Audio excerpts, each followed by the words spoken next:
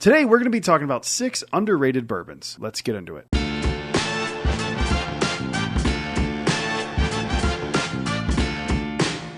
Hello everyone, welcome back to Brad's Bourbon Reviews. I'm Brad, and today we're talking underrated bourbons yet again. It's been a while since I did the last video talking about underrated bourbons, and since then I've kind of noticed that some other ones have kind of slipped under the radar, and that's kind of what this video is about. Underrated can mean a lot of things to a lot of different people. To me, it means that a bottle is just so good that it doesn't get the credit that it deserves for how good it is. Some of these are allocated, some of these are not, but we're going to get into these. These are in no particular order. First one up here, we're going to go with a bottle that I really enjoyed from Green River this year. This is the Green River 250th Army Anniversary bottle. I don't hear anyone outside of my buddy Charles talking about how good this one is, and this one really flew under the radar. I know people know that Green River makes really good bourbon. This is like a kind of mid-level allocation kind of thing where like it's not readily available in the sense you can walk into any store and find it, but it's definitely available and like around, and if you really try hard, you could probably find one of these. These are so good. I love this one so much. It is a really solid bottle, and I'm really happy that I got one. And I honestly was kind of torn on it because I thought maybe it's kind of a gimmicky thing. It's absolutely not a gimmicky thing. It's absolutely incredible. If you have a way to get one of these and you don't have one already, please make sure you go pick it up. It's absolutely fantastic. Moving on to the next one. All right, this one is probably either first or second hardest one to find on this list just based on allocation. And this one's one that like I've only seen one channel talk about how good this bottle is outside of me. It's crazy because this thing's incredible. This is the Still Austin Tanager. This is a cigar blend from Still Austin. One of the best looking bottles and presentation in all of bourbon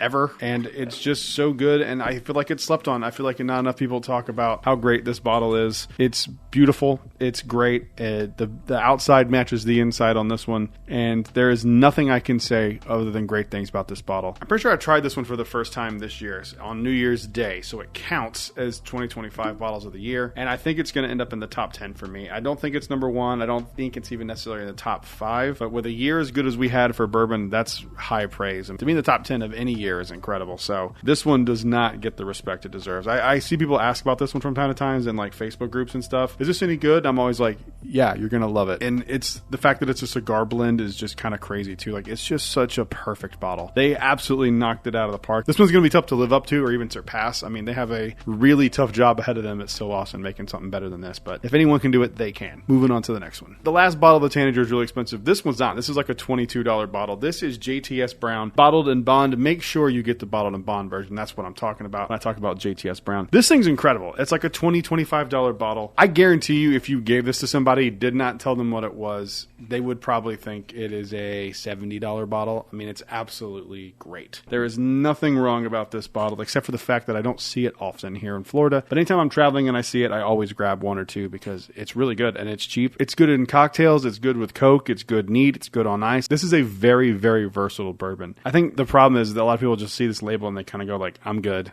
But it's really good. And I don't know why Heaven Hill does that, but they do that, and it's kind of a bummer because the average consumer is like really sleeping on some really solid bourbon. So if you've never tried this before, you should definitely do it. Moving on to the next one. All right, this used to be a bottle that was exclusive to Kentucky, but now it is available everywhere. In fact, I picked up a few bottles of it this year because I saw it and I thought it was going to disappear, but luckily it's been consistent around everywhere, which is great. This is Evan Williams Single Barrel. This is probably, with the exception of one or two things, probably the best thing that I've ever had from Evan Williams. And I've had a few of these now, and they are just absolutely delicious. I'm actually off camera sipping on this as I record these videos. I love this stuff. It's good in the hot summer months. It's good in the colder months. It's just a really solid bourbon. They are single barrel, so they do vary a little bit from barrel to barrel. But the ones I've had have been pretty consistent. This one's a little less peanutty and a little more fruity. I'm not a huge fan of all things Evan Williams, but there's a few products from them that I love, and this is high on that list. If you've never tried one, you should definitely try to get your hands on one. Moving on to the next one. This really smells so good.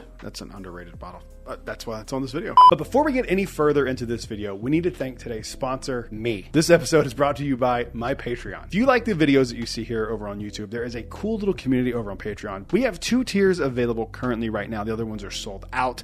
We have a $5 tier, which will give you access to 2 extra videos for Patreon and 2 audio exclusive episodes of the podcast each month. You also get early access to the videos that I do post. Basically, I'm a one-man team. So basically, when I post a video, it goes to Patreon almost immediately. There's also a $10 tier, which gets you everything that the first tier does, plus access first to barrel picks. You get to dictate the videos you want to see. There are polls. There's a lot of fun over there. If you are so inclined and you like this channel and you'd like to support a smaller content creator, head on over to the link in the description. You can check out the Patreon. Thank you guys for watching, and back to the video. This one's hard for me to put on this list because it is an annual release. It is highly allocated. It is very hard to find. However, it's not talked about as some of these other big distilleries, big releases. Like, you don't really hear people talking about this one alongside of Russell's Reserve and the Jack 14 and the 12 and the 10 and the Beat Tax and all that stuff. But some of the years, that's really warranted. And I'm talking about the Four Roses limited edition. I know that Four Roses for a lot of people is pretty divisive. They either love it or hate it. I really enjoy a lot of Four Roses stuff. I don't love everything I've ever had from them, but they do hold a special place in my heart. And these limited releases that they do, they're just slept on. And they're not all amazing, but they are all worth the $200, $250, whatever they cost price tag. I know it's a lot of money. I think the problem is they're just hard to get your hands on. Like, honestly, I've had easier luck getting George T. Staggs than I have the Four Roses stuff. Maybe that's part of the problem, but I just, even with people who have had them, they're like, yeah, they're really good. And I'm like, no, they're fantastic. They are amazing annual releases. Some years are better than others.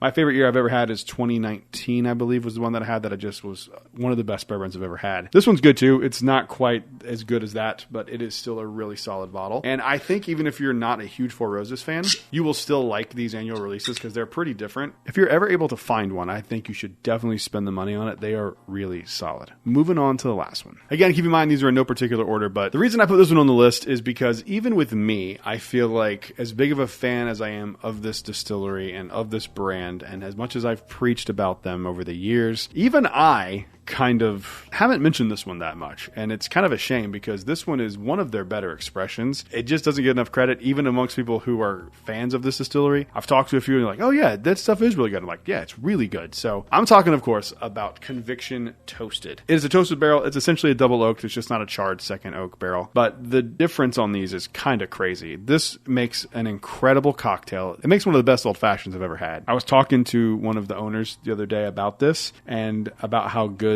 the toast is in cocktails, and he agrees with me. It's fantastic. I need to get another one. I'm halfway through this one almost, which is nuts. I know Conviction's hard to get for most people. There is a link in the description if you're curious about picking any of the Convictions up. I feel like I need to have a way for people to try them because I talk about them so much. So check out in the description below. You can find them. Try the toasted if you can. And if you're ever at the distillery, try it because it is phenomenal and it is entirely slept on. And I think the problem is they just have so many good single barrels and so many good finishes and so many different things that it's just kind of slept on and kind of overlooked by double oak because the double oak is so good. But this one is definitely slept on, so you should definitely give it a try if you can. So comment down below, which bottles do you think are the most underrated bottles in bourbon right now? While you're down there, make sure you leave a like and subscribe because we're on the road to 10,000 subscribers and we're so close. I would love to hit it by the end of 2025 and you could be the person that makes a difference. I'll see you guys on the next one. Until then, cheers.